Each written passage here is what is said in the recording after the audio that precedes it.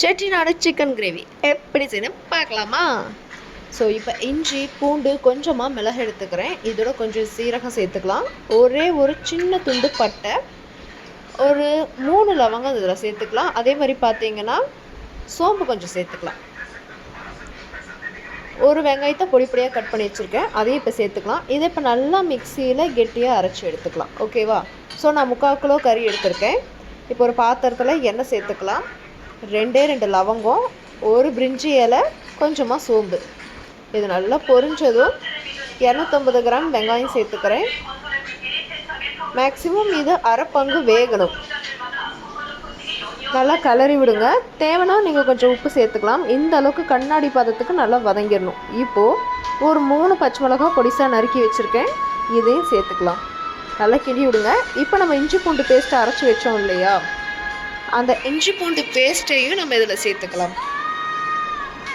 சேர்த்து நல்லா மிக்ஸ் பண்ணி விடுங்க. லைட்டாக பச்சை வாசனை போகிற வரைக்கும் அடுப்பு நல்லா லோ ஃப்ளேம் முடிஞ்ச அளவுக்கு வச்சுக்கோங்க. இப்போது புதினா, கொத்தமல்லி தழை, கருத்தலை இதெல்லாம் நான் சேர்த்துக்கிறேன். சேர்த்து நல்லா மிக்ஸ் பண்ணி விடுங்க. ஸோ இது நல்லா எண்ணெய் பிரிஞ்சு வரணும். அடுத்ததாக வந்து பார்த்தீங்கன்னா நான் ஒரு 200 கிராம் தக்காளி எடுத்து நறுக்கி வச்சுருக்கேன். இப்போ தக்காளி சேர்த்துக்கலாம். ஏன்னா இன்றைக்கி வந்து நான் அதில் தேங்காய் சேர்க்க போகிறதில்ல. தேங்காய் சேர்க்காம தான் நான் சமைக்க போகிறேன் இந்த கிரேவியை. ஸோ நல்லா மிக்ஸ் பண்ணிவிடுங்க. அடுத்ததாக பார்த்திங்கன்னா 1/2 டேபிள் ஸ்பூன் மிளகாய் பொடி, 1/4 டேபிள் ஸ்பூன் அளவு மஞ்சள்தூள் சேர்த்துக்கலாம். தேவையான அளவு கல்லுப்பு சேர்த்துக்கலாம். இப்போ இதை நல்லா மிக்ஸ் பண்ணி விடுங்க.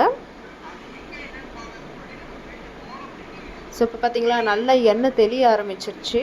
ஸோ இந்த ஸ்டேஜில் நம்ம சிக்கன் வந்து சேர்த்துக்கலாம்.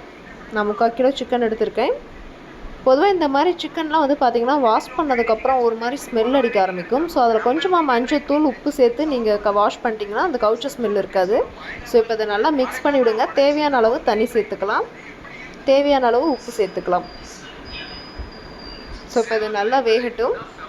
இந்த ஸ்டேஜில் வந்து பார்த்திங்கன்னா 2 டேபிள் ஸ்பூன் பொட்டுக்கடலை இருக்கு இல்லையா, அது கொஞ்சம் தண்ணி சேர்த்து அரைச்சிக்கிறேன். ஸோ இதை இப்போ நம்ம மிக்ஸ் பண்ணிக்கலாம். இப்போ வந்து ஒரு திக்னஸ்க்காக தான் இதை நான் சேர்க்குறேன். ஃபைனலாக வந்து பார்த்திங்கன்னா செட்டிநாடு சிக்கன் கிரேவி ரெடி ஆகிடுச்சு. ஸோ கொத்தமல்லி தழை தூவி இறக்கிடலாம். இப்போ சுட சுட சாதத்தை வாழை இலையில் பரிமாறி, அப்படி நம்ம இந்திய ட்ரெடிஷ்னல் நம்ம தமிழ்நாட்டு கலாச்சாரமே வந்து பார்த்திங்கன்னா வாழை இலை சாதம் தான். ஸோ இப்போ ஒரு தட்டில் வாழை இலை வச்சு சாதம் பரிமாறி அப்படியே இந்த செட்டிநாடு சிக்கன் கிரேவி ஊற்றி சாப்பிட்டா டேஸ்ட்டு வேறு லெவலாக இருக்கும். இந்த வீடியோ பிடிச்சிருக்கு அப்படின்னா மறக்காமல் நம்ம வீடியோக்கு லைக் பண்ணிவிடுங்க, ஷேர் பண்ணிவிடுங்க, சப்ஸ்கிரைப் பண்ண மறந்துடாதீங்க. இதே மாதிரி வேறு ஒரு வீடியோவில் உங்களை சந்திக்கிறேன். பாய்.